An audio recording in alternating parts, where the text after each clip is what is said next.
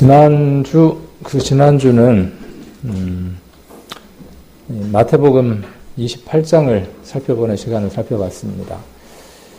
우리가 지금 이 말씀들을 이렇게 살펴보는 데에는 전도 집회를 앞두고 있기 때문에 이 말씀을 살펴보는 것이기도 하죠. 그래서 전도 집회가 71일 남았고, 이제 많은 것 같잖아요. 71일이면.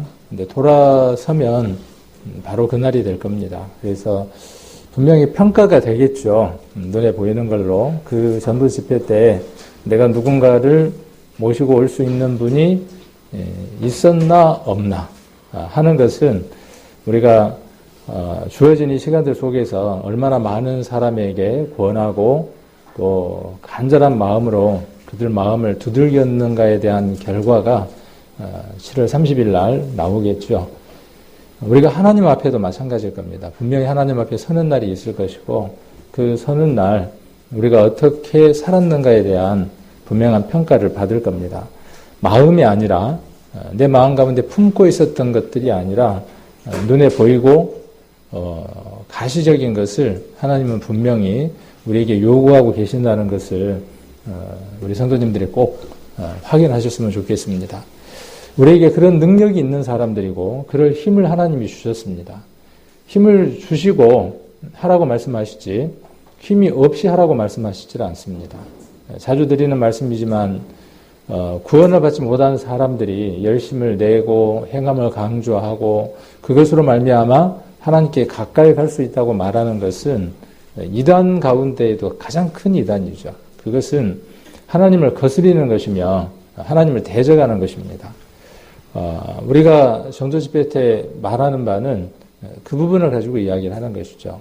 하나님의 은혜 가운데 있지 않고 구원함을 얻지 않는 상태에서 하나님하고 관계가 정립되지 않는 상태에서 하나님을 위해서 말한다는 것이 부당하다, 옳지 않다라고 말하는 것입니다.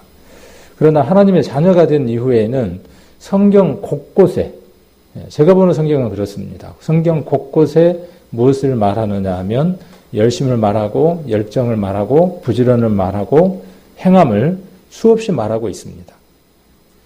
그래서 그 행함과 부지런함과 열정을 우리가 바르게 이해하고 받아들일 수 있어야만 우리의 삶이 분명히 하나님을 기쁘게 해드리는 삶이 될 수 있을 겁니다.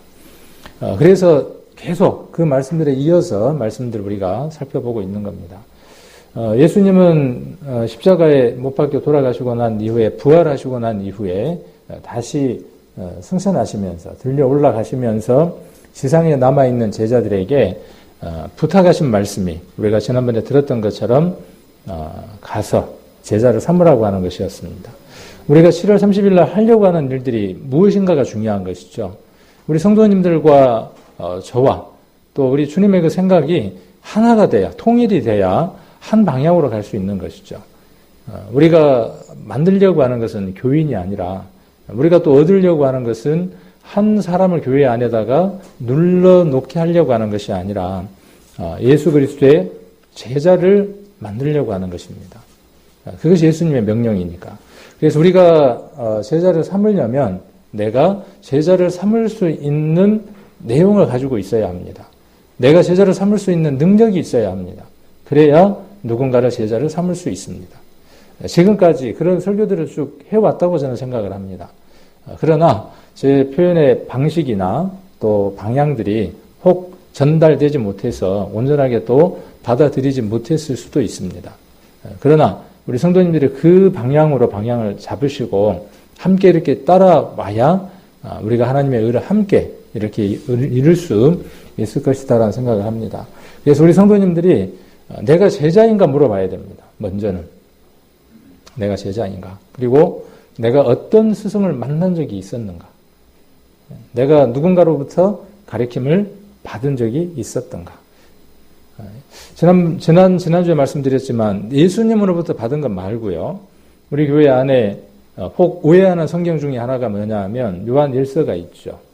기름 부음이 너희 가운데 거하심에 아무도 너희를 가르칠 필요가 없고 하는 이 성경을 들이밀었습니다. 그러면서 뭐라고 이야기하느냐 하면 나는 가르침을 받을 필요가 없습니다. 왜? 나는 기름 부음이 내 안에 있는데 내가 구원받았는데 누가 나를 가르친단 말입니까? 예수님 말고는 나를 가르칠 사람이 없습니다. 교회에서 누가 나를 내 위해서 가르친단 말입니까? 이스라엘 민족이 지식이 없어서 망했습니다. 하나님을 아는 지식이 없어서 그들이 망했습니다. 성경은 지식을 요구할까요? 하지 않을까요? 늘 단답형으로 이야기하면 참 답하기가 어려워요. 지식을 요구합니다. 그 지식이 있어야 믿음이 이루어질 수 있으니까. 아는 게 있어야 하고 믿음이 있어야 하고. 그것이 어떤 것이냐 하는 것이 중요하겠죠. 우리도 하나님을 아는 지식이 충분하게 있다고 오해합니다. 그리고 착각합니다. 그러나 많은 부분에 있어서 하나님에 대해서 오해하거나 왜곡하거나 알지 못하는 부분들이 상당히 있습니다. 그걸 인정을 해야, 받아들여야 어떻게 할 수 있냐 하면, 내가 왜곡됐으니까 방향을 바꿔야 되겠구나. 내가 모르니까 내가 배워야 되겠구나 하는 마음이 생길 텐데, 나는 이미 모든 것을 다 바르게 알고 있고 모든 것을 잘 알고 있다고 생각을 하는 겁니다. 부어봐야 채워지질 않는 거죠. 주전자 뚜껑이 딱 닫혔는데 거기다 물을 부은들 채워지겠냐는 거죠. 그 뚜껑을 누가 열어야 되느냐 하면 본인이, 내 주전자가, 내 심령이, 내 영이 메말라 있음을 인정을 하고 그 뚜껑을 여는 순간에 그 안에 어떤 것들이 들어갈 수 있는데 끊임없이 닫는 겁니다. 여는 것을 배우는 게 아니라 끊임없이 무엇을 배워왔냐 하면 닫는 걸 배워온 겁니다. 교회 안에 오시면 여십시오. 모든 것들을 여십시오. 이렇게 이야기하다가 주머니도 허십시오 그러면 이제 헌금설교가 되죠. 여러분들의 주머니도 열어야 됩니다. 이렇게 이제 이야기를 합니다. 저는 그런 얘기를 하고 싶은 것이 아니에요. 그건 여러분들이, 여러분 심령 안에 성령이 오시면 알아서 하실 일들입니다. 하실 겁니다. 알아서들. 좀 열어보십시오. 그리고 열 때 여러분 안에 쌓여질 겁니다. 그래서 여러분들은 내가 충실한 제자가 되어져야 하고요. 내가 제자가 되어져서 아는 것만큼을 어떻게 할 수 있냐 하면 이제 스승이 돼서 다른 사람을 가르칠 수 있습니다. 그래서 우리는 가르치는 사람이며 동시에 배워야 합니다. 그래서 교회는 교육기관이에요. 교회는 아주 강력한 교육기관입니다. 그래서 가르치는 것과 배우는 것이 끊임없이 지속되어야 하는 것이 교회입니다. 세상 것이 아닌 하나님의 것으로. 그래서 예수님은 그렇게 말씀하신 거예요. 저 세상에는 하나님을 알 만한 지식이 없으니까 그들에게 무엇을 전하라는 거예요. 내가 알고 있는, 내가 배운, 내가 익힌 그것들을 세상 사람들에게 가서 전하라는 것이죠.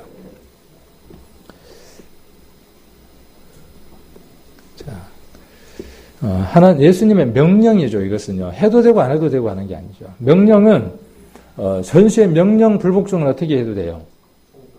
총살을 해도 되더라고요. 근데 그런지는 않겠지만은, 전시의 명령은 아주 엄한 겁니다. 지금 우리는 전시죠, 어떻게 보면요.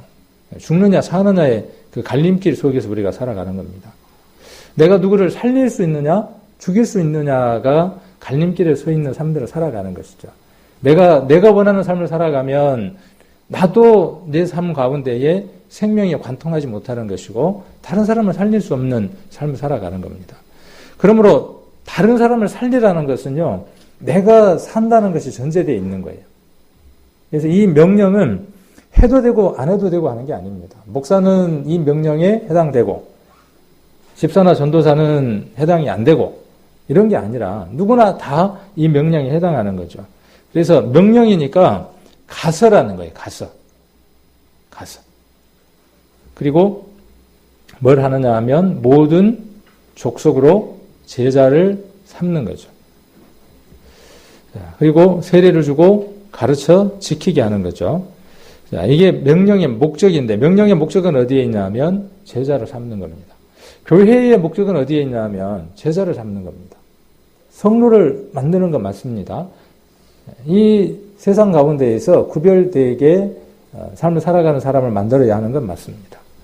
그러나 예수님이 마태복음 28장에 말씀하신 이 말씀을 우리가 우리에게 주신 명령으로 받는다면 우리가 생각해 봐야 될 것이 제자를 삼는 이 일이 목사의 일이 아니라 우리 각각의 개인들의 일이죠. 지난번에도 지난주에도 그렇게 말씀드렸지만 앞으로는 올해 이런저런 준비들을 좀 하고 내년부터는 이 제자에 관계된 것들에 대한 본격적인 내용들을 좀 다뤄보려고 합니다. 그래서 좀 더 우리가 어떠한 삶들을 살아가는 것이 주님이 기뻐하시는 그런 제자의 삶인지, 또 어떤 방법을 우리가 실천을 해야 하는지, 이런 부분에 대한 것들은, 구체적인 것들은 내년부터 한번 해보고, 올해는 그런 개념적인 것들, 이런 부분들을 정리해보는 그런 시간들로 한 해를 삼아보려고 합니다. 제자를 삼는 거죠. 그리고 이것은 어떻게 되어져야 되느냐 하면 끊임없이 반복돼야 되는 거죠. 오실 때까지. 그래서 제자가 된 사람이 가는 거죠. 아무나 갈 수 없는 거예요. 아무나 가서 제자를 삼을 수 있는 게 아닙니다. 제자가 되어진 사람이 가는 겁니다. 그래서 이 명령은 누구에게 주시는 거냐면요, 제자인 사람에게 주시는 겁니다. 그리고 제자를 삼는 그 상태가 되었을 때에는 이미 그는 스승의 상태로 있는 거죠. 가르치는 상태로. 그래서 여러분이 이 명령이 여러분의 것이 되어지려면 무엇을 가르칠 건가에 대한 내용이 있어야 되는 거죠. 여러분 안에 있습니까? 무엇을 가르칠 것인지. 사도행전에 바울이 가르쳤던 주제 내용이 뭘까요? 오늘 그 얘기를 하려고 합니다. 수없이 이야기를 해봤지만 오늘 또 그 얘기를 반복하려고 합니다. 다른 말씀을 통해서. 그래서 오늘 드린 말씀을 정리를 해본다면 우리가 해야 할 일, 바울이 전한 일은 무엇이냐면요, 오늘 온전한 자로 세운다고 하는 그 말씀처럼요, 온전해지는 겁니다. 그 얘기는 전제가 뭐냐면 사람들은 온전한 사람이 아니라는 전제에서 시작이 되는 것이죠. 세상 모든 사람은 온전하지 않는 자입니다. 그 온전한 자를 온전한 자로 세우는데 온전한 자를 쓰시겠다는 거예요. 뭐 제자나 스승이나 지금 똑같은 맥락의 얘기들이 되는 거죠. 우리가 누군가를 온전한 자로 세우려면 우리가 온전한 자여야 되죠. 우리가 온전한 자라는 얘기는 세상에서 온전하지 못했다는 것을 전제로 하는 거죠. 그래서 온전하지 못한 자를 세워서 그 다음 뭐 하는 겁니까? 온전한 자를 세워서 제자를 만드는 거예요. 그 말을 다른 표현으로 하면 온전한 사람으로 만드는 거예요. 온전한 사람이 됐는데 온전한 사람으로 만들어가는 거예요. 이 표현을 다른 표현으로 쓴다면은 거룩하게 하는 겁니다. 그리고 그 거룩함 속에서 살아가게 하는 겁니다. 성도라는 말이 무슨 뜻이에요? 성도. 성도라는 말이 무슨 뜻이죠? 이미 여러분들은 이런 개념들을 다 알고 있어요. 그런데 토막토막 나눠져서 여기저기 다 뿌려놨어요. 그리고 그것을 뼈대를 삼아서 간략하게 심플하게 정리를 하고 있지 않는 거예요. 그래서 뭔가를 물어보면 답을 못하는 거예요. 우리가 해야 할 일들에 대한 길들을 제대로 잡고 있지는 못하는 거예요. 저와 여러분의 목적은 무엇이냐면요, 거룩해지는 것입니다. 온전해지는 것입니다. 이미 온전해졌습니까? 아멘으로 화답할 수 있다면 그것처럼 귀한 것이 없죠. 여러분 심령 안에 내가 온전하고 완전한 자고 거룩한 자, 제자가 됐다고 하는 것에 대한 확신이 서는 것이 이 교회 안에 오는 이유입니다. 그리고 어느 사람은 그 확신 가운데 있고 어느 사람은 그 확신을 세우는 가운데 있겠죠. 그리고 두 번째가 뭐냐 하면 그 가운데 살아가는 겁니다. 성도라는 말은 거룩함을 입은 무리라는 뜻이죠. 거룩하다는 뜻을 자주 설명을 드리지만 거룩한 건 어떤 게 거룩한 거예요? 어렵나요? 거룩하다는 말이 어렵나요? 하나도 안 어려워요. 하나도 어렵지 않아요. 근데 너무 그 단어에 너무 매이는 거예요. 거룩하다는 그 단어에 매이는 거예요. 거룩하다 그러니까 어떤 거예요? 아, 여기 와서 어떻게 하는 거예요? 이렇게 하고 막 거울도 찾아보고 막. 이게 거룩이라고 생각한다는 거죠. 근데 성경에서의 의미를 이스라엘적인 어떤 사고방식으로 보면 거룩은 뭐냐면 구별하는 거예요. 구별되는 거예요. 구별됐다는 말이 무슨 뜻이냐면은 성도라는 뜻이에요. 거룩한 자라는 뜻이에요.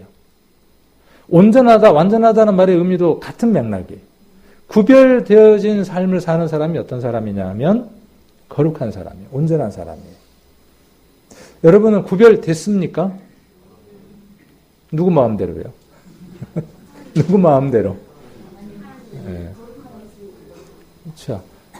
내가 나를 구별해서가 아니라 내가 나를 어떻게 구별할 겁니까?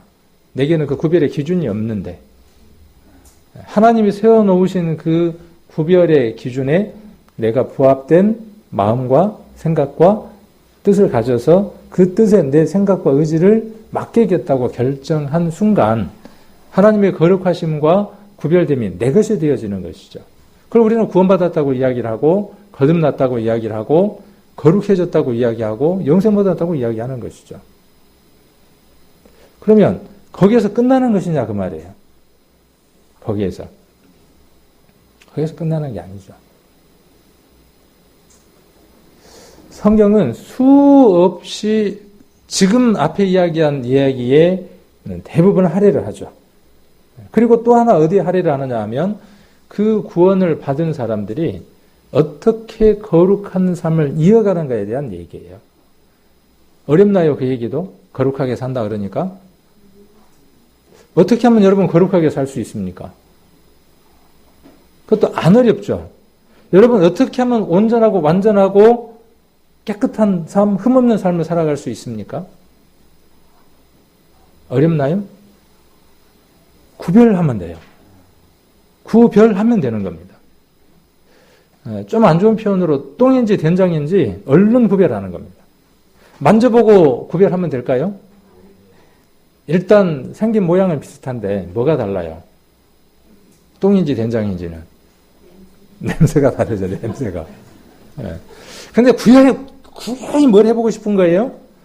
일단 만져보고 싶은 거예요. 그리고 한번 맛도 살짝 보고 싶은 거예요.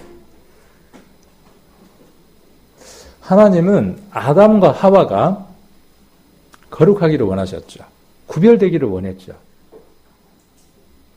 만져보고 맛을 보고 구별되기를 원했습니까? 하나님 말씀만 듣고 그렇게 구별되기를 원했습니까? 다 상통이 돼요. 전부 다 연결이 돼요. 가만 한번 생각을 해보세요. 아담과 하와에게 했던 그 말씀이 멀리 있는 어려운 말씀이 아니라 우리들 삶에 그대로 적용되어지는 부분들이에요. 아담과 하와에게 하나님 원하셨던 것은 뭐냐면 구별과 거룩함과 온전함이었어요. 그 얘기가 꼭 선악을 알게 하는 나무의 실과를 먹어봐야 아냐는 거예요. 이미 무엇이 그것을 한정 지어놨어요? 말씀이 그것을 한정 지어놨잖아요. 먹는 날에는 정령 죽는다고 말씀을 규정 지어놨죠. 여러분의 삶들은 어떻습니까? 여러분의 삶들은 어떻게 살아갑니까? 하나님이 하라 하지 마라에 대한 규정들을 갖고 살아갑니까? 저 사람이 점점 바뀌어가고 있어. 옛날에는 안 그러더니 요즘 자꾸 행위를 강조하고 율법을 강조하고 뭔가 좀 이상해져 가는 것 같아.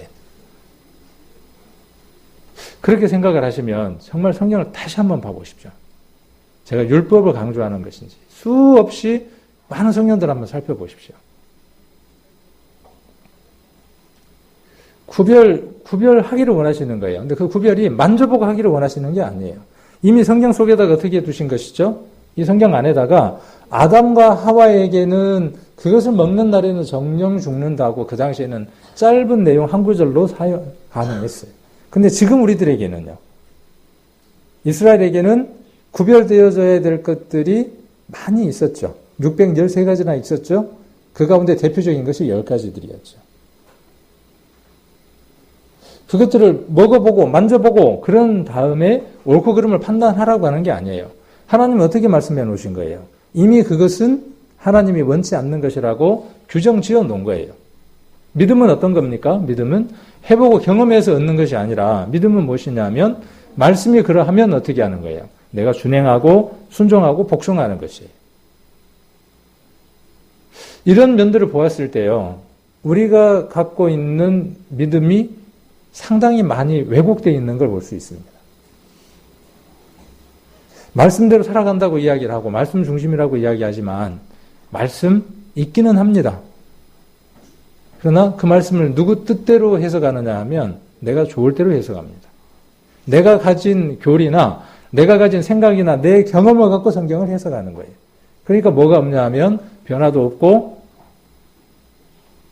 능력도 없고 어떤 열매도 맺히지 않는 겁니다. 누구처럼요? 아담과 하와하고 똑같은 거예요. 말씀이 뭘로만 머물러 있는 거죠? 지식으로만 머물러 있는 겁니다. 먹지 말라더라. 먹으면 죽는다더라.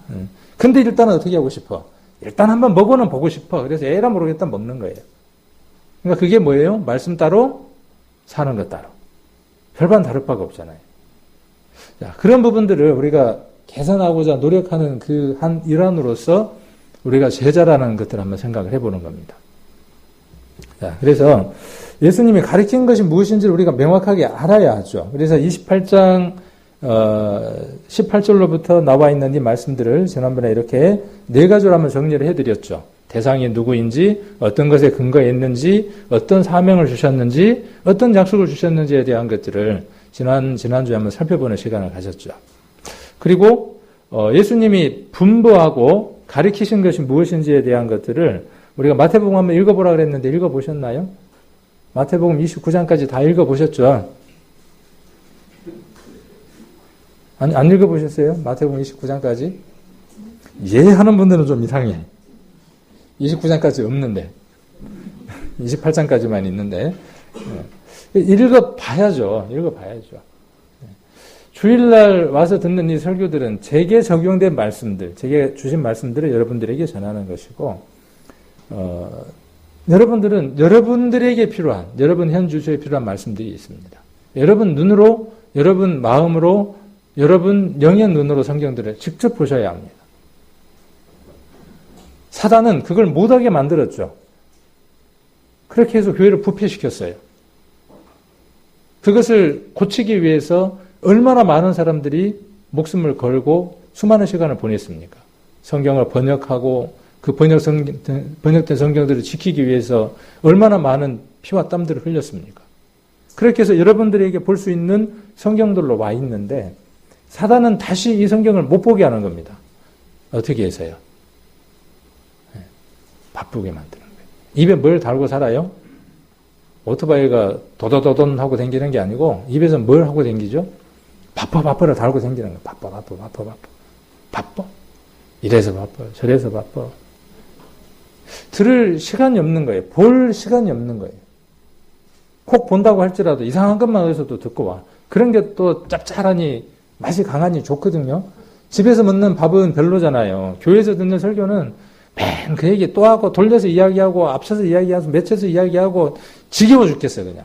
누구 말 맞다는 아버지의 말씀은 진리는 아니다 그러고는 어제 먹었던 거 또 먹으니까 또 질리고. 근데 간혹 인터넷에 보니까 유튜브라든가 보니까 기라성 같은 사람들이 막 이야기를 한단 말이에요. 먹어보니까 어때요? 입에 쫙 붙어. 쫙 붙는 거예요. 오늘 들은 설교에 대해서 성도들하고 나누지는 않는데 어제 어딘가에서 들었던 그 얘기들은 강한 얘기들은 기억에 오래 남아가지고 교회 오면은 뭘로 꽃을 피워요? 그 얘기들로 꽃을 피우는 겁니다. 장경동이 한번 들어봐봐. 얼마나 재밌는지 몰라. 그 얘기는 뭔 얘기예요? 잘 한번 들어보세요. 제가 어떻게 듣겠는가? 여러분들이 그 얘기로 교회 하시면서 편하게 이야기를 하시는데 제가 어떻게 듣겠는가 한번 생각을 해보세요. 제 입장이 돼서. 장경동의 설교는 참 재미있어. 저는 어떻게 듣겠어요? 그럼 내 설교는 재미가 없는갑다. 참 알아듣기 쉽게 잘 해줘. 나는 참 어렵게 얘기를 하는갑다. 그냥 하시는 얘기들이시겠죠. 그렇죠. 편하게들 하시는 얘기겠죠. 적어도 한 우물을 먹는 한 가족으로서 내 우물의 맛이 어떤 맛인지에 대한 교류나 교감이나 나눔이 있어야 하죠. 충분히 나눠야죠. 그래서 우리 해별교제 하는 거고 구역 모임 하는 거잖아요. 근데 거기에서 다른 우물에 물을 퍼가지고 와서 이 물 한번 잡숴봐. 사이다처럼 탄산처럼 탁 쏴. 한번 잡숴보라니까. 거기도 복음이 있죠. 거기도 우리보다 더 잘할 수 있죠. 그렇죠? 그럼 거기로 가실 겁니까? 거기 있는 사람을 끌어다가 여기 오게 할 겁니까? 이런 걸 뭐라고 이야기하냐면 정체성이라 그래요. 여러분들의 정체성이에요. 내 것은 소중하지 않아. 내 것은 소중하지 않아. 내 교회는 중요하지 않아. 그럼 뭘 전할 겁니까? 뭘 전하고 뭘 선포할 겁니까? 지금 이 교회의 상황이 여러분들 부끄럽습니까? 한 교회밖에 없는 이 상황이 우리 성도님들에게는 불편합니까? 모든 일에 하나님이 이 일 가운데 계신다고 우리는 믿습니다. 또 다음에 어떤 환경을 하나님이 우리에게 주실는지는 모릅니다. 그러나 지금 이 상황에서 우리가 할 일은 뭡니까? 이 일이 하나님이 하시는 일이고 이 일 가운데 하나님이 함께 계시고 하나님 우리를 들어서 일을 하실 것이라고 하는 그 믿음 가운데 있는 것이 하나님을 기쁘게 드리는 것이죠. 근데 우리는 한 교회밖에 없어. 우리는 한 목사가 끊임없이 설교를 해. 근데 옛날에는 말이야. 옛날 이야기하면 이제 어떻게 할 거예요, 옛날은. 옛날 지나갔는데. 다시 돌아올 수 없는데. 다시 돌아가려고 하면 많은 문제들이 생기는데. 아직도 그 과거 속에 있는 많은 분들이 있습니다. 그러니까 뭘 할 수 없냐 하면 같이 묶어서 경주를 할 수 없어요. 같이 멍에를 맬 수가 없어요. 같이 한 방향으로 할 수가 없어요. 어쩌면 그 어떤 교회보다도 우리 교회가 가장 힘들 수 있습니다. 이게 해결이 안 되면. 여러분 심령 안에 이 문제에 대한 답이 내려지지 않으면, 그리고 결정하고 이 교회에 올인하지 않으면, 이 교회가 이렇게 되어져 있는 이 상황에 여러분 마음과 여러분 행동과 삶들을 고정시키지 않으면 우리 교회는 위기일 수 있습니다. 정말 힘들 수도 있어요. 그러나 저는 믿습니다. 이 가운데에 하나님이 함께하고 계시고 일하고 계시고 또 일하셨다고 믿습니다. 앞으로 일할 것이라고 믿고요. 그러면 우리가 못할 것이 없죠. 못할 것이. 왜 안 되느냐면요. 안 된다고 생각하기 때문에 안 되는 겁니다. 여러분 심령 안에 안 된다고 생각하니까 안 되는 거예요. 이대로는 안 된다고 생각하는 거예요. 그러니까 어떻게 해야 되겠어요? 내가 생각하는 대로 돼야 돼요. 각각 다 내가 생각하는 것들이 있어요. 전도집회 7월 30일 날 하는 거 관심 없어. 내가 여전히 생각하고 있는 것들이 있어요. 그것들이 무너지지 않으면, 내려가지지 않으면 갈 수가 없는 겁니다. 혹 몸은 이곳에 있더라도 마음은 다른 데 가 있는 겁니다. 그러면 그것이 안 드러날 것 같죠. 안 드러날 것 같지만 드러납니다. 제가 얼굴이라는 얘기를 했잖아요. 얼굴. 그 사람의 마음의 상태와 생각의 상태가 무엇으로 다 드러나느냐 하면 이걸로 다 드러나요. 그리고 행동으로 드러나고 말로 다 드러나요. 간절히 기도합니다. 간절히 기도합니다. 어떤 때는 뒤에서 이제 흉을 볼 때도 있었고, 또 그것 때문에 마음 상할 때도 있었고, 그것 때문에 괴로울 때도 있었어요. 그리고 그것 때문에 절망할 때도 있었어요. 어렵겠구나. 우리 교회는 정말 힘들겠구나. 어느 교회들은 결정을 해서 그 방향대로 달려가는 거예요. 결정됐으니까. 부지런히 하고 있는 겁니다. 우리 교회도 결정을 했죠. 안 했습니까? 여러분 마음 가운데 결정한 게 없습니까? 저는 결정했습니다.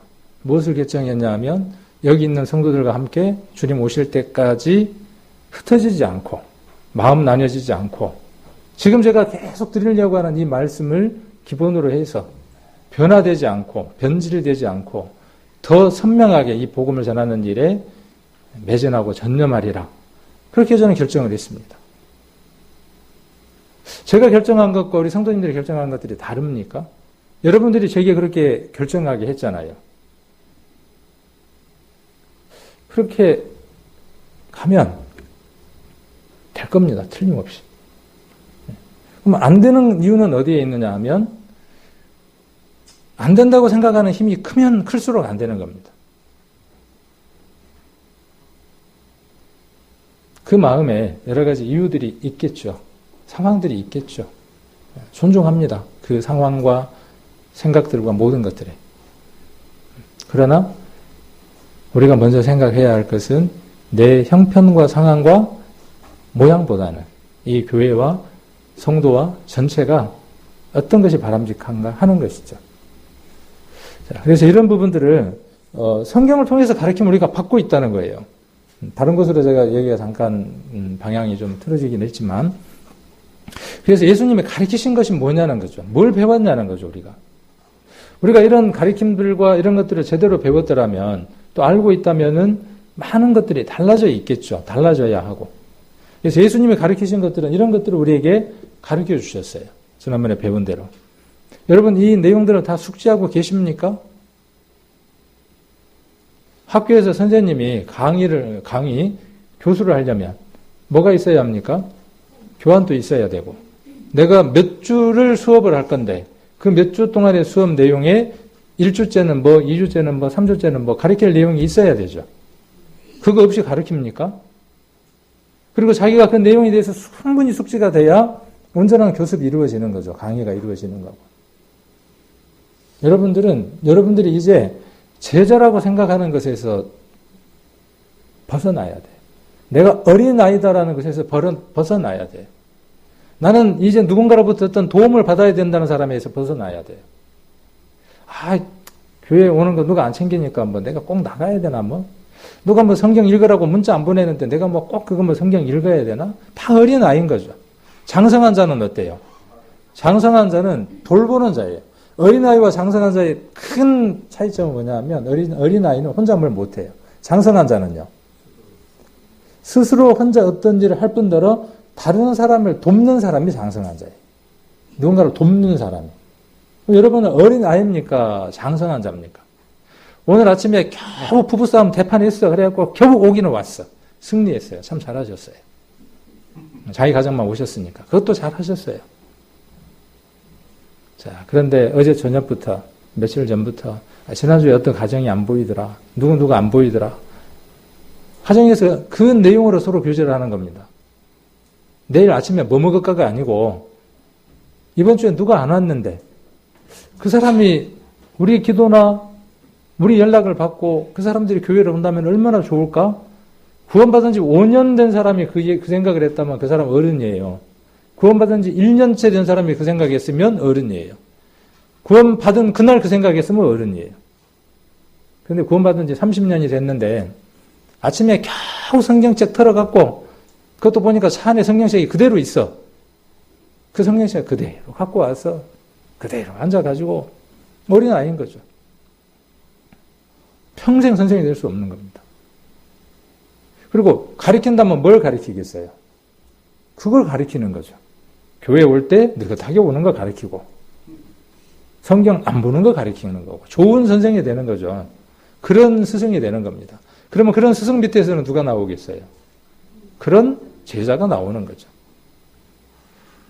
제가 그래서 그런가 봐요. 제가 그런 삶을 보이니까 우리 성도님들이 말만 잘한다고 이야기를 하고 제 삶에서 그런 걸 못 배우니까 그러시겠다라는 생각도 해요.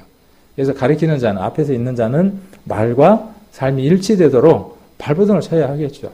여러분들은 그렇게 못 느끼고 못 보시겠지만 저는 나름 그렇게 발버둥을 치고 살아가려고 하고 있고 또 애를 쓰고 있습니다. 또 부족한 건 더 해가야 되겠죠.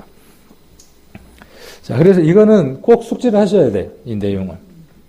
예수님 뭘 가르치셨는가에 대한 걸 알고 계셔야죠. 그래야 가르칠 거 아니에요. 자, 그렇게 해서 이 내용들이 반복되도록 해야 합니다. 자, 바울이 일평생 한 일이 뭘까요? 바울이 몇 년 동안 복음을 전했을까요? 바울이 걸어다닌 거리가 킬로수로 몇 킬로나 될까요? 요즘은 인터넷 좋으니까요. 한번 찾아보십시오. 누가 뭐 어떻게 했다더라 그거 찾지 말고요. 인터넷으로 뭐 한번 찾아보냐 하면은 바울이 전도한 총 연수는 몇 년인지, 걸어다닌 거리는 몇 킬로나 되는지, 그리고 거기에 핵심이 뭘까요? 그가 수백 년을 뭔가를 전하고 수만 킬로를 걸어다녔다고 할지라도 그의 내용이 예수님과 하나님과 상관이 없다면 아무 쓸데없는 것입니다. 그가 사도행전에서 이야기하고 드러낸 것이 무엇이냐면요. 예수 그리스도의 죽으심과 살으심과 부활하심이죠. 그리고 이야기하는 것이 뭐냐면 그의 죽음이 우리의 죽음이며 그의 부활이 우리의 부활이고 궁극적으로는 우리가 이렇게 썩을 수밖에 없는 멸망해 버릴 것 같은 이 세상에서 우리가 살아가지만은 주님이 오시면 이 몸이 불완전한 몸이 아니라 완전한 몸으로 변화될 겁니다. 이것이 바울이 전한 복음의 전한 내용의 핵심이죠. 그것이 사도행전 속에 있고 그가 보낸 편지 속에 들어있는 것이죠. 예수님이 명령하신 마태복음 28장을 가장 잘 수행한 사람이 누구냐면은 바울입니다. 그가 직접 들었을까요? 전해 들었을까요? 마태복음 28장 나와 있는 그 지상 명령을 바울이 예수님을 통해서 직접 들었다. O. 간접적으로 들었다. O. 어느 걸까요? 두 개 다? 네, 간접적으로 들었죠. 그 예수님 부활해서 그 말씀을 하실 때 바울은 거기 있었어요? 없었어요? 거기 없었어요. 뭐하고 돌아다닐 때예요?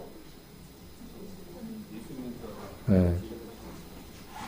그렇게 될 수 있는 사람이 아니었죠. 후에 그가 예수님을 만나고 난 이후에 아나니아와나 바나바나 여러 사도들에 의해서 예수님의 행적과 예수님에 대한 말씀들을 전해 듣고 난 이후에 그가 구약에 나와 있는 모든 내용들이 바로 예수 그리스도가 말한 것과 일치된다는 것을 알고 난 이후에 그리고 그의 머릿속에는 오로지 뭐만 남아 있는 거예요.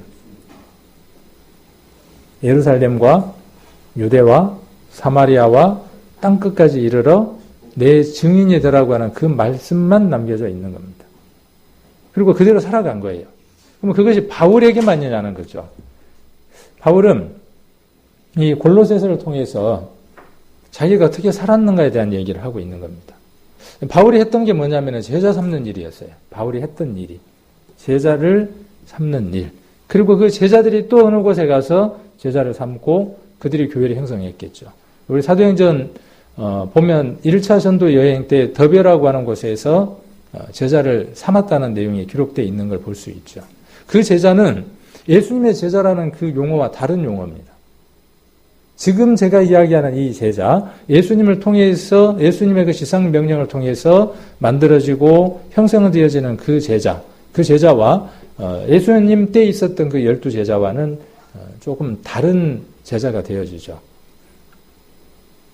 그런 제자가 더베에서 만들어지기 시작을 했죠. 그래서 골로새서 1장 8절, 9절 이렇게 보시면 우리가 그를 전파하여 그랬죠.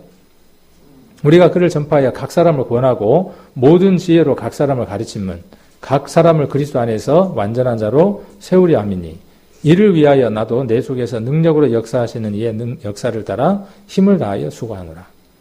바울이 힘쓰고 수고하고 애썼던 것이 있는 거죠. 구원받았으니까 이제 다 끝났다. 그러고 살았습니까? 바울은 일평생을 어떻게 했느냐 하면 그 복음에 걸맞는 삶을 살아갔어요. 복음에 합당한 삶을 살았어요. 그래서 이를 위하여 나도 힘을 다하여 수고했어요. 힘을 다하여. 이 얘기를 쓴 목적이 어디 있겠어요? 바울이 이 편지를 쓴 목적이 나도 그렇게 했으니까 내가 그리스도를 본받는 자처럼 너희도 누구를 본받으라는 거예요? 나를 본받으라는 거예요. 내 스승이 누구냐 하면 예수님이야. 예수님이 이렇게 살다 가셨어. 내가 그 본을 받고 살았거든. 자, 그런데 이제 누구 본받고 살아? 나를 본받아. 나를 본받는데 나의 어떤 걸 본받으라는 거예요? 내가 그리스도를 본받고 사는 그것을 본받고 살아라는 거예요. 여러분들도 어떻게 말할 수 있어야 하느냐 하면 바울처럼 말할 수 있어야 합니다. 내가 삶이 그리스도 때문에 바뀌었는데 당신도 그리스도 때문에 삶이 바뀌기를 원해. 내 가치의 최고는 예수 그리스도야. 너도 가치가 바뀌기를 원해. 이 세상이 전부라고 나는 생각하지 않아. 이 세상에 있는 것들로 하나님 나라의 부활을 쌓을 수 있다고 생각을 해. 그래서 내가 이 물질을 하나님을 위해서, 교회를 위해서, 성도를 위해서 복음을 쓰는데 아깝지 않아. 너도 그렇게 살아. 이렇게 말하는 사람이 되어야 된다는 거죠. 그 얘기를 하려고 이 편지를 쓴 거니까, 서신서를. 그래서 이를 위하여 나도, 이를 위하여, 이는 뭡니까? 이를 위하여. 성경은 쉽잖아요. 위로 올라가면 되니까. 위를 위하여 그랬으니까. 이라는 것은 뭐예요? 자, 그를 전파하는 거죠. 제자가 뭡니까? 제자를 어떻게 만듭니까? 라는 얘기를 할 때 가장 그 제자라는 말을 쉽게 정의 내려줄 수 있는 구절이기도 합니다. 자, 그를 전파하는 거예요, 먼저는요. 그러니까 온전하지 못한 자, 흠이 있고 문제가 있는 사람, 온전하지 못한 그 사람을 흠이 없게 하고 완전한 자, 거룩한 자, 구별된 자로 만들기 위해서 우리가 전파해야 될 내용이 뭡니까? 그가 누구예요? 예수님이에요. 전도는 교회 와보세요가 아니라 그랬죠. 전도는 교회 와보세요가 아니라 그랬습니다. 내일 죽을지 모레 죽을지 모르는데 그 사람들에게 교회 와보라고 이야기를 합니까? 우리가 전하는 복음의 핵심 내용은 무엇이어야 되느냐 하면 그리스도가 왜 죽으셨는가에 대한 내용을 때를 얻든지 못 얻든지 말하는 겁니다. 그것을 얻기 위해서 때로는 물질도 필요하고 만남도 필요하고 부수적인 여러 것이 필요한 거죠. 그를 전파하기 위한 거예요. 그리고 각 사람을 권해요. 그것을 믿을 수 있도록 권하는 겁니다. 전파했죠? 전파라는 건 뭐냐면요. 설득이 아니에요. 그렇죠? 전파는 설득이 아닙니다. 전파는 어떻게 하는 겁니까? 일방적으로 뭐 하는 거예요? 일방적으로 전달하는 거예요. 타협이 아니에요. 그 사람이 받아들이든지 안 받아들이든지 상관없어요. 전파라는 건 말 그대로 어떻게 하는 거냐 하면 대북 방송하는 것처럼 듣든지 안 듣든지 어떻게 하는 거예요? 스피커 크게 틀어놓고 어떻게 하는 겁니까? 떠드는 겁니다. 우리나라는 이렇고 우리나라는 이런 게 좋고 계속 전달하는 겁니다. 안 좋은 거 이야기할 필요 있을까요? 굳이? 없어요. 좋은 것만 이야기하면 돼요. 그럼 그쪽에서 뭘 봐요? 죽어들은 안 좋은 걸 스스로 알아. 복음은 그런 것입니다. 복음은 무엇이 좋은지에 대해서 이야기를 하는 겁니다. 내가 무엇을 좋아하는지, 내가 가장 기뻐하는 것이 무엇인지를 전하는 겁니다. 그렇게 전하면 되는 거예요. 그리고 권하면 돼요. 내가 어느 회사의 외판원이에요. 벽걸이 세탁기를 파는 사람이라고 칩시다. 벽걸이 세탁기 혹시 보셨어요? 못 보셨어요? 못 보셨구나. 벽걸이 세탁기가 있어요. 벽걸이. 벽에다 걸어놓는 세탁기가 있어요. 좋은 점이 많겠죠. 제가 거기에 이제 완전히 반했어요. 그리고 그 회사의 그 벽걸이 세탁기, 선풍기 말고 벽걸이 세탁기를 파는 사람이에요. 선풍기 말고. 벽걸이 선풍기는 많으니까 벽걸이 세탁기. 말이 잘 나오더라도 이해를 하십시오. 그래서 그 벽걸이 세탁기를 내가 파는 사람인데 벽걸이 세탁기의 단점을 내가 너무 잘 알아. 팔 수 있을까요? 없을까요? 팔면 안 되죠. 그죠? 양심상 꺼려서 안 되잖아요. 근데 벽걸이 세탁기가 단점이 한 개도 없어. 내가 보니까 한 개도 없는 거예요. 내가 그 회사 그 세탁기 파는 사람이어서가 아니고 보니까 단점이 하나도 없는 거예요. 그러면 어떻게 되겠습니까? 자신 있게 파는 거죠, 뭐. 내가 다 물어줄게. 내가 다 책임질게. 근데 뭔 문제점을 발견을 했어. 팔다 보니까. 그러면 자신 있게 팔아줘야 안 팔아줘요? 그 살짝이 감추고 팔아야 돼. 양심에 꺼려져. 자, 여러분이 마음 가운데에 팔려고 하는, 여러분들이 전하려고 하는 그 내용이, 물건이 그런 것들과 비교할 수 있을 만한 것인가요? 예수 그리스도, 우리가 믿는 하나님, 우리가 보는 성경, 이것은요, 그 어떤 것에 내어놔도 잘못이 하나도 없는 완벽한 것이죠. 누구에게든 좋은 것이 뭐냐면 성경이에요. 그러니까 전파하는 거죠. 그리고 권하는 거예요. 사세요. 이거 이렇게 좋은 건데 이야기할 때는 어떻게 해야 돼요? 막 입에 침이 튀는 거죠. 막. 보셨죠? 약 파는 사람들 한번 봐봐요. 뭐 다 좋은 거예요. 뭐 별것도 아닌 약이 뭐가 돼요? 그 순간 막 만병통치약이 되는 거예요. 침이 막 튀기면. 한번 잡숴봐. 그러면서 막 난리가 나. 안 먹어봤으면 말을 마라. 그러고 막 난리가 나는 거예요. 근데 먹어보면 별것도 아닌데. 그렇게 많이 속다 보니까 어때요? 많이 속다 보니까. 진짜로 안 사는 거죠. 우리가 침을 튀기면서 이야기해도 안 사는 거예요. 그리고 침을 튀기면서 이야기해봤지만 안 되니까 우리 마음이 어떻게 돼 있는 거죠? 상해 있는 거예요, 지금요. 그리고 안 될 거라고 생각을 하는 거예요. 그런데다가 우리 교회 현재 상황들이 그런 일들이 있다 보니까 더 마음이 낮아질 수도 있죠.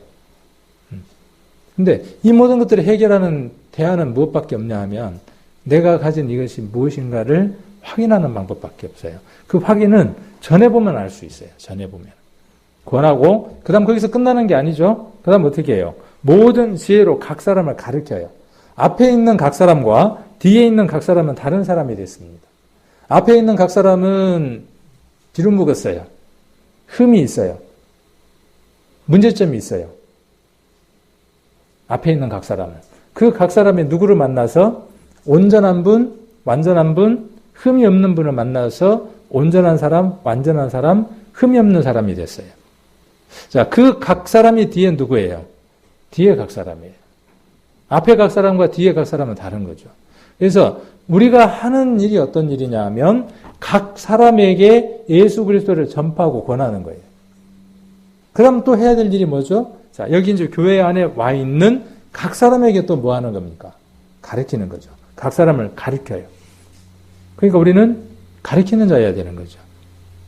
그래서 그렇게 하는 이유는 무엇 때문이라는 거죠? 각 사람을 그리스도 안에서 완전한 자가 되는 거예요. 완전한 자가 되려면 뭐가 있어야 된다는 겁니까? 그러니까 두 가지가 있어야 된다는 거죠. 하나는 뭐가 있어야 된다는 거죠? 그리스도를 만난 구원의 확신이 있는 자여야 된다는 거죠. 그 다음 또 각 사람, 또 온전한 사람이 되려면 그 사람은 어떤 사람이어야 된다는 거죠?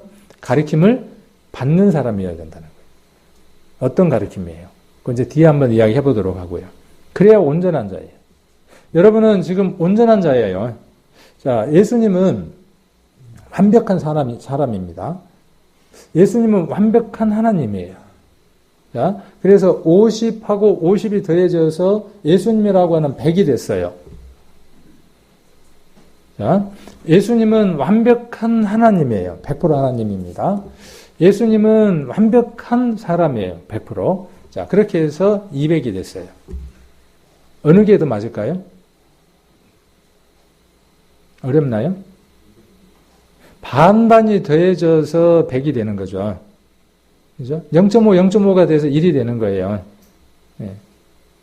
그것과 1과 1이 만나서 2가 되거나 1과 1이 만나서 1이 되는 거예요.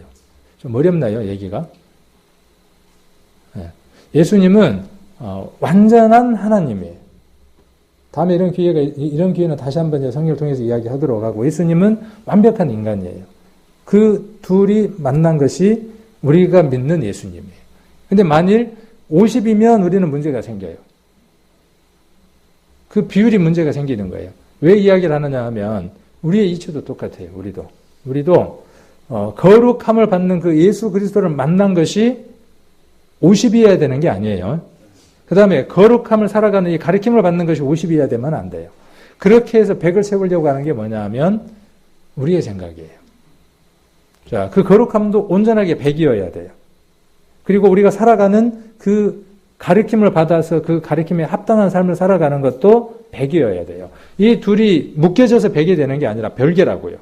이것도 온전해야 하고, 무엇도 온전해야 하고요. 이 가르침을 받아서 그 가르침대로 살아가는 것도 온전해야 되고요. 성경 우리 그렇게 가르치고 있어요.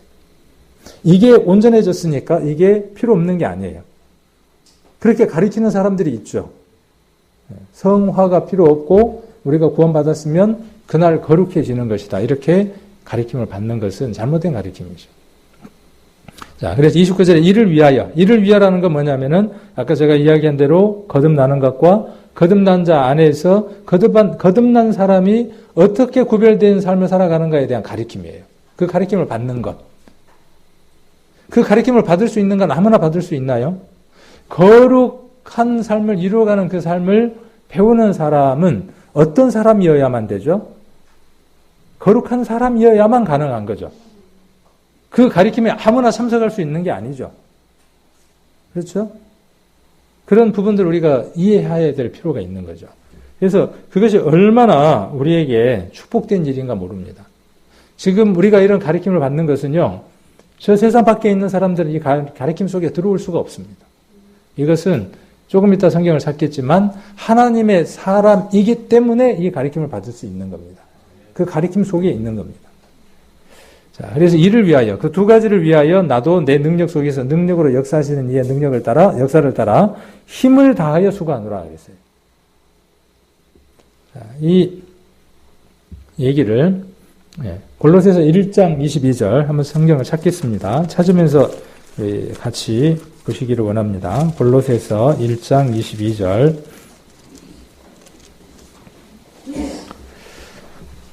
자, 이제는 그의 육체의 죽음으로 말미암아 화목케 하사. 이 얘기를 다른 표현으로 바꾸면 구원받았다 그 말이에요. 자, 너희를 거룩하고 흠없고 책망할 것이 없는 자로 그 앞에 세우고자 하셨으니. 이 얘기를 아까 1장 28절이죠. 그 말씀에다가 한번 비교를 해본다면 어떤 사람입니까? 이게 완전한 사람이에요. 하나님 안에서 완전한 사람은 어떤 사람이라고요? 거룩하고 흠없고 책망할 것이 없는 자예요. 거룩해졌습니까? 아멘. 흠이 없습니까? 약간 좀 망설여지네. 뭐 때문에 망설여져요? 내가 지금 살아가는 삶의 모습들 때문에 흠이 있냐? 책망할 것이 있냐? 이거에 대해서는 우리가 좀 어때요? 답을 할 때 주저거려지죠. 결과적으로는 이거에 대해서 우리가 망설일 필요는 없어요. 왜? 이미 하나님께서 해결해 두셨으니까. 그러나 지금 우리가 살아가는 삶들 가운데에서 이것에 이기지 못한 그 패배가 우리를 사로잡게 되죠. 그래서 어떤 상태가 되어집니까? 마음에 불편한 상태가 되어지는 것이죠. 그 불편한 상태가 되어지지 않기 위해서 뭐가 필요하다는 거죠? 예수 그리스도의 능력이 필요한 거죠. 그리고 구별될 삶이 필요한 겁니다. 그래서 흠이 없고 책망할 것이 없는가를 살펴보게 하는 책이 뭐냐면 성경이라고요. 이스라엘 사람들이 하나님의 백성인지 아닌지를 세상에다가 구별해서 드러나게 했던 게 뭐냐면 율법이었어요. 그들에겐 율법이 있었고 그 율법대로 살아야 하는 것은 이방인이 이스라엘이 하나님의 백성이라고 하는 증거로 삼게 하기 위해서 율법이라고 하는 걸 주셨어요. 이스라엘은 그 율법의 용도를 제대로 알았나요? 몰랐어요. 그래서 그 율법을 거스렸어요. 그래서 누가 더럽힘을 받았나요? 이스라엘이 더럽힘을 받았나요? 아니요. 하나님이 그 더럽힘을 받았어요. 똑같습니다. 하나님이 우리에게 흠 있는가 없는가, 책망할 것이 있는가 없는가, 먹어야 될까 먹지 말아야 될까, 더러운 것인가 깨끗한 것인가에 대한 구별을 우리 안에, 양심 안에 주셨어요. 그리고 또 그 양심은 주관적인 것이니까 각각 다를 수 있으니까, 나라마다 다르고 사람마다 다르고 경험마다 다 다를 수 있으니까 그 기준을 어디에다가 두셨어요? 여기다 두셨어요. 성경 속에 두셨어요. 그리고 그 가르침들을 아까 우리가 마태복음에서 5가지로 나눠서 우리가 볼 수 있었고, 바울은 그것들을 세세하게 편지를 써서 여러 교회들마다 다 가르쳤어요. 그러면 여러분들이 흠이 있는가, 구별됐는가, 책망할 것이 있는가 없는가 살펴봐야 됩니까? 구원받았으니까 안 살펴봐도 됩니까? 그걸 살펴보는 삶이 어떤 삶이냐 하면 제자된 삶의 첫 발걸음이에요. 여러분들의 그 삶들 가운데 가장 이것이 기본되어져야 될 삶이에요. 내 삶이 흠이 있는가 없는가, 책망받을 게 있는가 없는가, 구별됐는가 안 돼 있는가를 생각하며 살아가는 그 사람에게 어떤 단어가 의미가 있는 거죠? 완전하다, 온전하다는 말에 의미가 있는 거죠. 그거 아닌 사람에게는 의미가 없는 거죠. 한 온전함이 있어요. 예수님을 만나서 우리가 온전해지는 겁니다. 그건 영의 문제예요. 그런데 우리의 혼과 몸은 여전히 옛 습성에 매여 있죠. 그래서 이 혼과 몸은 어떻게 해야 되느냐 하면 무엇이 흠이 되는지, 무엇이 책망받을 것인지, 무엇이 구별되지 못한 것인지를 해줄 수 있는 기준이 필요하다는 거죠. 자, 그리고 23절에 만일 너희가 믿음에 거하고 터 위에 굳게 서서 너희 들은 바 복음의 소망에서 흔들리지 아니하면 그리하리라 그랬어요. 우리의 복음이 흔들리지 않으면요, 구원받은 것이 확실하면 우리는 어떻게 살아가느냐 하면 온전함을 이룬 자로서 그 온전함을 이루어가는 그 삶들을 살게 됩니다. 자, 그래서 온전이라는 말에 대한 정의를 쉽게 내릴 수 있겠습니까? 온전하다. 그 말의 의미를 아시겠죠? 여기 거룩하고 흠없고 책망할 것이 없는 것. 그것이 거룩한 거예요. 자, 여기 우리가 디모데후서 3장 15절은 잘 알죠. 여기서 우리가 살펴봐야 할 게 있죠. 성경의 용도입니다. 성경의 목적이에요. 세탁기의 목적은 어디에 있죠? 근데 간혹 안 하고 회를 썰어가지고 물기를 뺄 때 쓰기도 하더라고요. 용도가 잘못된 거죠, 이제. 그래도 뭐 쓰면 되니까 어찌됐든. 원래 그 목적이 있는 겁니다, 원래. 그것도 이제 확대된 어떤 목적이라고 생각을 해볼 수 있겠죠. 성경의 목적은 어디에 있습니까? 이건 기초 중에 기초예요. 이건 뭐 외우기, 단달 외울 거야, 아마 우리 성도님들이. 전도 집회 때마다 쓰는 말씀이에요. 근데 실상 이 말씀이 적용이 안 되고 있어요. 이게 따로 놀아요. 성경은 첫 번째 뭘 해주는 책이냐 하면 구원에 이르게 해요. 거룩하게 해요. 구별되게 만들어줘요. 그러니까 성경의 목적은 어디에 있는 겁니까? 구원받게 하는 겁니다.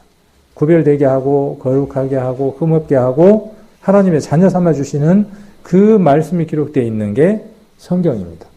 그럼 성경의 용도가 끝났습니까? 거기서 16절에 17절에 아까 제가 말씀드리고자 하는 그 100%에 해당하는 100%를 채워야 하는 목적이 또 하나 있죠.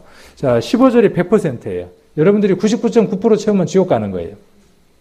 저거는 0.0001%라도 미달되면 지옥이에요. 15절은. 자, 그러면 그 거룩함이 이루어진 사람이, 하나님의 사람이 된 사람이 어떻게 살아가야 하는지, 어떻게 구별돼서 살아가야 하는지에 대한 내용이 16절, 17절이에요. 여러분들이 15절을 아멘으로 받았다면 16절, 17절을 어떻게 하고 살아야 합니까? 실천하고 살아가야죠. 자, 모든 성경은 그랬어요. 여기서 모든 성경은 1. 구약 성경이다. 2. 신약 성경도 포함된다. 지금 현재 이 성경을 쓴 상태에서 이 디모데 후서가 기록될 당시에는 구약 성경이 만 있었죠. 신약 성경은 아직 기록되기 전이죠. 그러니까 여기에서 모든 성경이라고 하는 건 뭐가 되겠어요? 이 기록될 시점에서 봤을 때는 구약만 얘기하는 거예요. 지금 성경을 받은 우리 입장에서 모든 성경은 신구약을 다 포함하는 것이고. 그래서 모든 성경은 하나님의 감동으로 된 것으로 교훈. 여러분 성경을 통해서 교훈을 받습니까? 그리고 책망을 받습니까? 그 다음에 이제 뭐가 나와요? 바르게 함. 왜 바르게 함이 앞에 안 나오고 뒤에 나왔을까요? 참 재밌어요. 성경에 한 구절 한 구절이 쓰여진 순서들을 보면 너무나 논리적이고 너무나 정확해요. 자, 교훈을 받고 책망을 받아야 내가 무엇이 틀렸는지, 무엇이 그른지, 무엇이 잘못된지를 알 수 있어요. 어떤 게 흠이 있는지, 어떤 문제가 있는지, 내가 뭘 구별해야 될지를 뭘 받아야 알 수 있어요? 교훈을 받아야 알 수 있어요. 여러분, 교훈을 받고 삽니까? 교훈은 우리가 자연 만물을 통해서도 교훈을 받을 수 있고요. 어린애를 통해서도 교훈을 받을 수 있고 뭘 통해서든 교훈을 받을 수 있습니다. 근데 여기서는 그 교훈을 이야기할까요? 아니에요. 여기에서 이야기하는 교훈은 지난번에 우리가 어떤 분을 통해서 들었죠. 독스린이라 그래서 교리라고 이야기를 합니다. 교리. 그러니까 번역을 할 때 교리로 번역할 수도 있고 교훈으로 번역할 수도 있는데 이 얘기는 어떤 얘기냐면은 학문적인 지식을 포함하는 겁니다. 그러니까 지식이 있어야만 하는 거예요. 옳고 그름에 대한 기준이 서 있어야 되는 거예요. 내가 갖고 있는 지식은 과거에 사단 안에서 형성된 지식들이에요. 옳지 않는 지식들이 훨씬 더 많아요. 그래서 그 지식들을 바르게 하기 위해서는 하나님이 주시는 지식이 있어야만 해요. 자, 그 다음 또 무엇을 포함하는 거냐 하면요. 교회의 교리도 함께 포함하는 겁니다. 이 성경 안에는 처음으로 생겼던 교리 하나가 무엇이냐 하면 사도행전에 기록되어 있는 우상의 제물, 목매인 것, 피, 이것을 멀리하라고 하는 예루살렘 회의에 있었던 첫 회의 내용입니다. 그게 뭐죠? 그게 교리예요. 교회가 하나님의 자녀가 해서는 안 되는 것과 해야 할 것에 대한 기준을 세워두는 것이 교회의 교리예요. 우리 교회 안에도 그 교리들이 있습니다. 만찬을 한다든지 침례를 한다든지 우리가 가진 우리 교회의 한 구성원으로서 우리가 행해야 할 기준에 대한 것들이 있습니다. 그것 속에서 우리가 살아가야 하는 겁니다. 그것도 배워야 하는 거예요. 그 교훈도 배워야 하고. 그 다음에 또 책망. 틀린 게 있으면 뭐 해야죠? 책망을 받아야죠. 이 책망이라는 말을 다른 단어로 한번 바꿔봅시다. 뭘로 바꿀 수 있을까요? 자, 잠언을 한번 잠언 한번 보겠습니다. 잠언.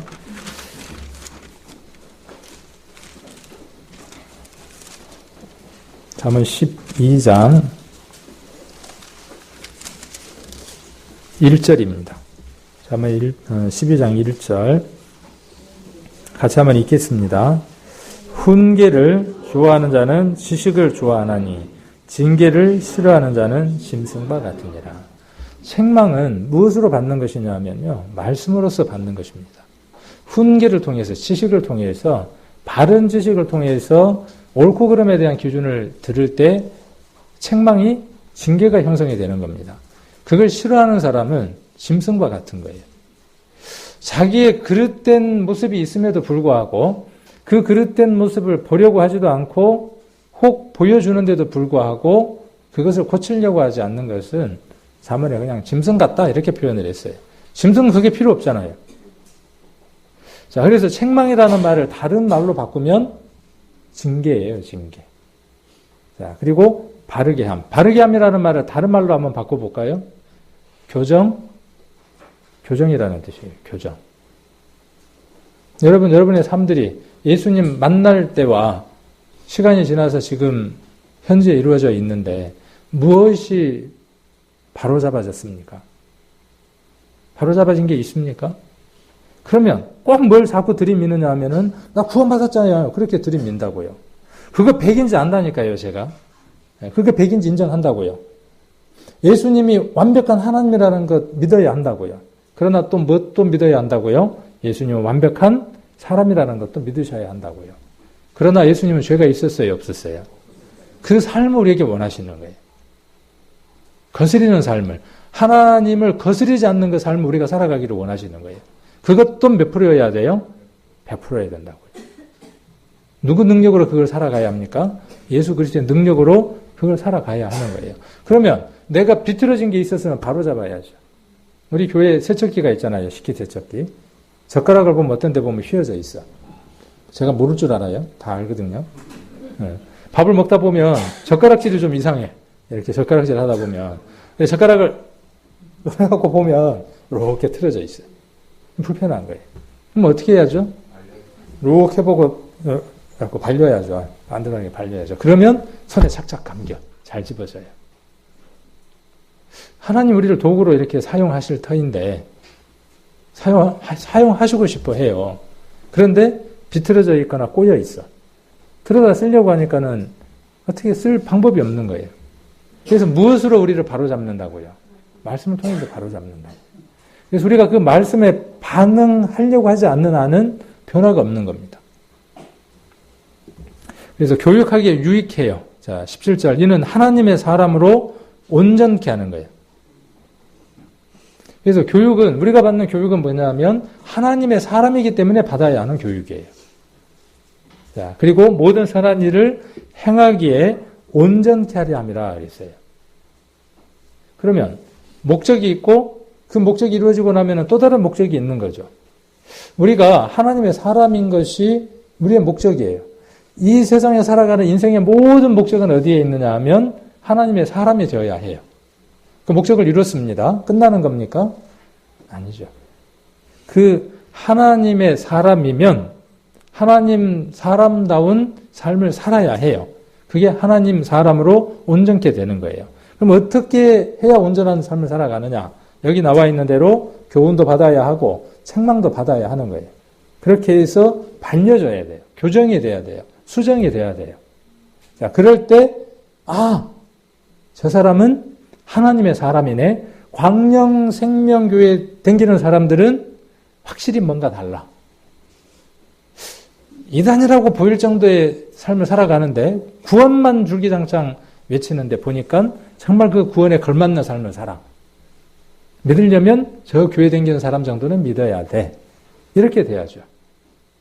그런데 말은 그럴듯하게 하는데 그 광명 생명교회 다니는 사람들 보니까는 좀 아닌 것 같아. 그럼 누가 욕먹는 거죠? 1차는 광명 생명교회, 2차는 하나님? 하나님 이름이 먼저 더러워지는 것이죠.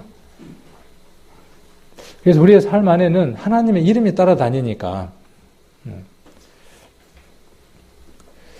자, 그러면 그게 목적입니까? 하나님의 사람이 되는 게 목적인가요?